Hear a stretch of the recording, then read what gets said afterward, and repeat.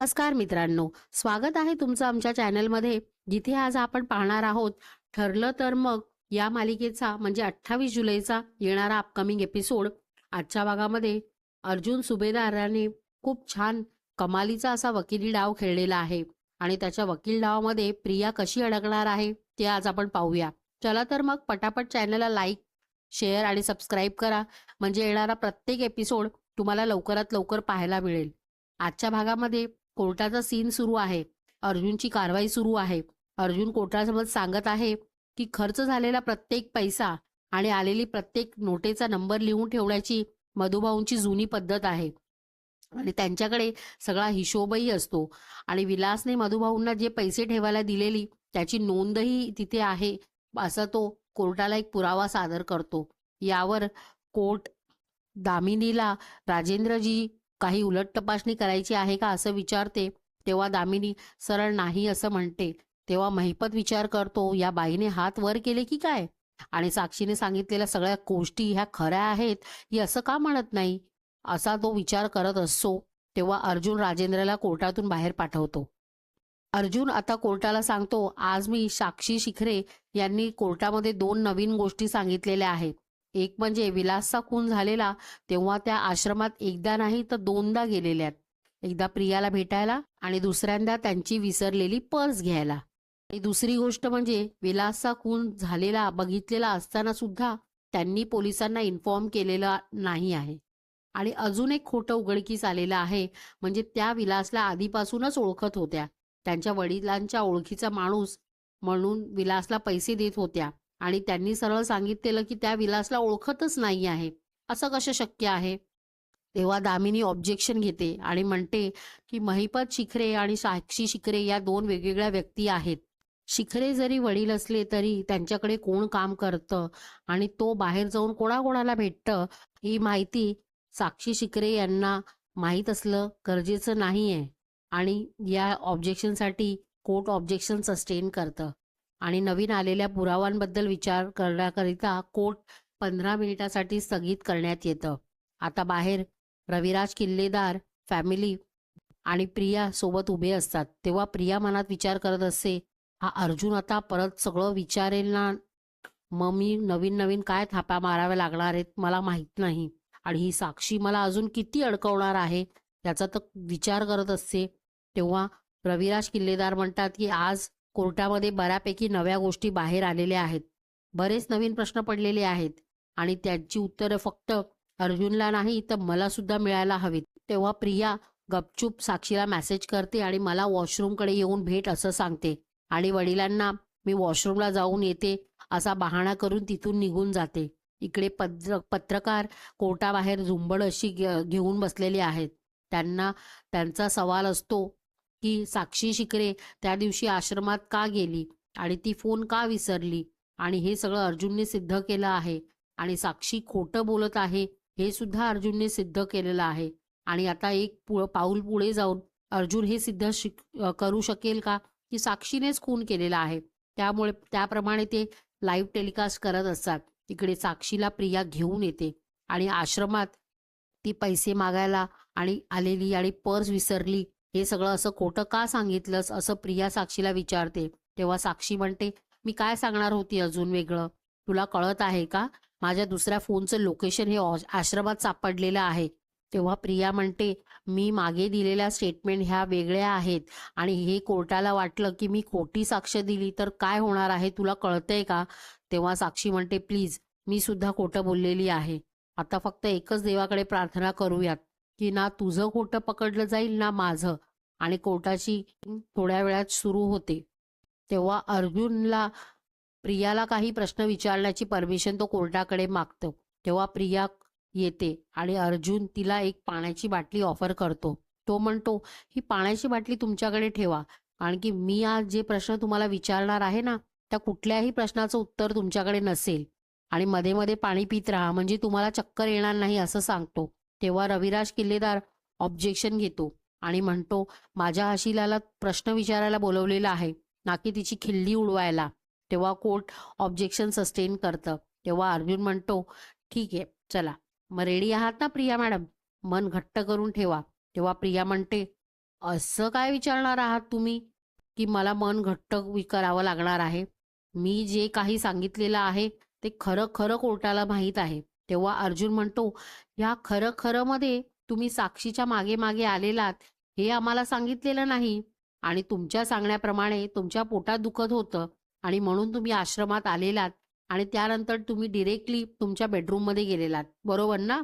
असं विचारतो. तेव्हा प्रिया, "हो, बरोबर," असं म्हणते. तेव्हा अर्जुन विचारतो, "मग तुम्ही बाहेर कधी आलेलात?" तेव्हा रविराज परत ऑब्जेक्शन घेतो आणि म्हणतो, "माझ्या आशिलाने कोर्टात खुनाच्या दिवशी जे काही घडलेलं आहे, ते कोर्टात बऱ्याच वेळा सांगितलेलं आहे आणि तोच परत-परत प्रश्न विचारण्यामध्ये काय अर्थ आहे?" असं म्हणतो.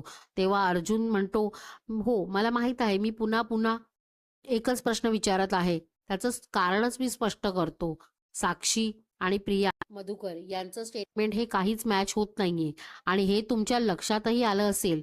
म्हणून तुम्ही तुमच्या आशिलाला काहीच बोलू देत नाही आहेत आणि आता नेमकी तफावत कुठे आहे हे कोर्टाला कळलेलंच पाहिजे. हे मला जाणून घ्यायचं आहे आणि त्या खुनाच्या रात्री काय बघितलं हे मला परत एकदा तुम्ही कोर्टात सांगितलंच पाहिजे." असं म्हणून तो कोर्टाची परमिशन मागतो. तेव्हा रविराज खाली बसून घेतो. अर्जुन प्रियाला विचारतो, "त्या रात्री म्हणजे त्या खुनाच्या रात्री तुम्ही काय-काय बघितलं? सांगा." "तुम्ही म्हणताय, की तुम्ही आश्रमातून डायरेक्ट तुमच्या बेडरूममध्ये निघून गेलात.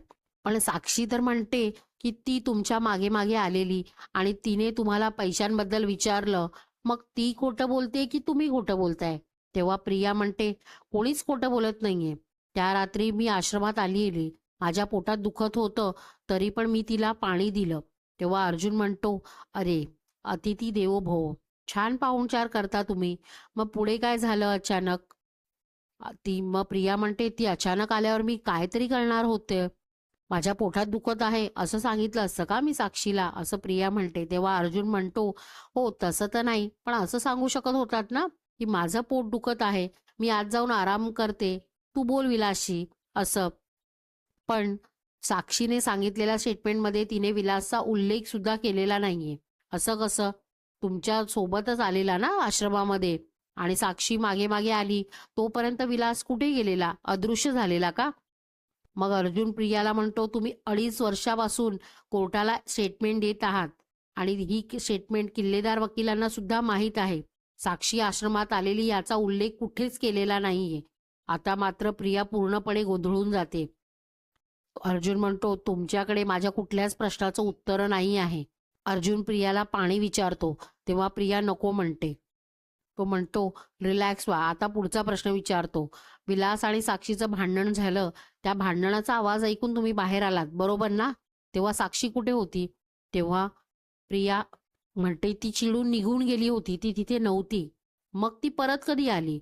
"मधुभाऊ आणि विलास यामध्ये भांडण झालं तेव्हा? का त्यांच्यामध्ये पैशांसाठी झटापट सुरू होती तेव्हा? सांगा ना."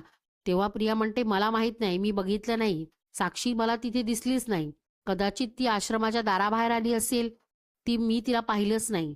तेव्हा अर्जुन म्हणतो, "अरे, साक्षी तर म्हणते ती पर्स घ्यायला आलेली. मग ती दाराबाहेर कशी आलेली? ती दाराबाहेर पर्स कशी काय विसरू शकते? ती पर्स घ्यायला आतमध्ये आलेली. मग आल्यानंतर ती तुम्हाला दिसली नाही. कसं काय शक्य आहे सांगा ना?" साक्षी आतमध्ये आली तेव्हा नेमकं काय होत होतं? झटापट सुरू होती की काय केलं होतं? सांगा ना. साक्षीनेच खून केला आहे विलासचा हे सांगा. तेव्हा दामिनी ऑब्जेक्शन घेते आणि म्हणते, "कुठलाही पुरावा नसताना साक्षीने खून केला असा निष्कर्ष तुम्ही काढू शकत नाही." आणि अर्जुनला म्हणते, "मला ऑब्जेक्शन घेऊन कंटाळा आलेला आहे. जरा सांभाळून हं, जरा लक्ष द्या." असं म्हणते. तेव्हा अर्जुन म्हणतो, "मी निष्कर्ष काढलेलाच नाहीये. मी फक्त प्रश्न विचारलेला आहे. साक्षीचं जे स्टेटमेंट आहे, की त्या पर्स घेण्यासाठी आतमध्ये आलेल्या, तरी सुद्धा त्या प्रियाला दिसल्या नाही. याचं एकच कारण आहे.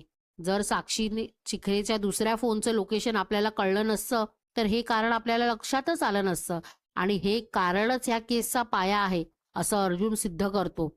तेव्हा प्रिया म्हणते, "म्हणजे काय? म्हणजे मला कळलं नाही." तेव्हा इकडे सुमन नागराजला विचारते, "हे कशाबद्दल बोलतायत?" तेव्हा नागराज म्हणतो, "अगं शांत बस. मलाच काही कळत नाहीये. साक्षी काय बोलतेय, तन्वी काय बोलते आणि अर्जुन काय बोलतोय." अर्जुन परत त्याची हेअरिंग सुरू करतो. तो म्हणतो, "खुनाच्या रात्री साक्षी प्रियाकडून पैसे घ्यायला गेलेली. आणि तुझी पर्स घेण्यासाठी आश्रमात परत गेलेली, हा कुठलाही उल्लेख प्रिया मधुकर यांनी कोर्टात केलेला नाही. याचा अर्थ एकच आहे की प्रिया मधुकर ही खोटं बोलत आहे आणि आता कोर्टाला वेगळीच कलाटणी मिळत आहे. अर्जुन नेमकं काय सिद्ध करतोय यावर सगळ्यांचं लक्ष असते. प्रिया म्हणते, नाही नाही, मी खोटं बोलत नाहीये, मी सगळं खरं खरं बोलत आहे. अगदी केसच्या पहिल्या दिवसापासून मी खरं बोलत आहे. तेव्हा अर्जुन तिला कट करतो आणि म्हणतो, तू केसच्या पहिल्या दिवसापासून ते आत्तापर्यंत खोटं बोलत आलेली आहेस. साक्षी शिखरे आणि प्रिया मधुकर यांच्या स्टेटमेंटमध्ये तफावत आहे. याचं एकच कारण आहे आणि ते कारण म्हणजे की या विलासचा खून साक्षी शिखरे यांनी केलेलाच नाहीये. तो खून म्हणजे प्रिया मधुकर आणि उर्फ तन्वी सुभेदार यांनी केलेला आहे असं तो म्हणतो. आणि ही स्टेटमेंट ऐकल्यानंतर कोर्ट सगळीकडे अवाक होऊन जातं आणि निष्कर्ष जेव्हा शिखरे ऐकवतो तेव्हा तो कमालीचा खुश होतो. दामिनी आणि साक्षी सुद्धा रिलॅक्स होतात आणि आजचा भाग संपतो. पुढच्या भागामध्ये अर्जुन काही नोटा कोर्टात सादर करतो. त्या नोटांवरती विलासने मधुभाऊंकडे ठेवायला दिलेल्या नोटा असतात आणि त्यांच्यावरती प्रियांच्या बोटांचे ठसे असतात. अर्जुन जोराजोरात ओरडून सांगतो, प्रियाने विलासलाच नाही तर मधुभाऊंना सुद्धा मारण्याचा प्रयत्न केलेला आहे असं तो जोराजोरात सांगत असतो. प्रियाला शब्दांमध्ये अडकवतो आणि तूच मारलंस विलासला असं तो म्हणतो. इकडे प्रिया पूर्णपणे गोंधळलेली आहे. सगळा आरोप हा माझ्यावरती येणार की काय या भीतीने ती सरळ सरळ कबूलनामा देते की मी गोळी झाडलेली नाही तर ह्या साक्षीने गोळी झाडलेली आहे असं ती कबूल करते आणि मी हे सगळं स्वतःच्या डोळ्यांनी बघितलेलं आहे असा कबुली जबाब देते. आणि आता पाहूयात पुढच्या भागामध्ये आता या स्टेटमेंटवरती कोर्ट कुठल्या दिशेने निर्णय देणार ते पुढच्या भागामध्ये. आणि आजचा भाग तुम्हाला कसा वाटला हे आम्हाला नक्की सांगा. धन्यवाद.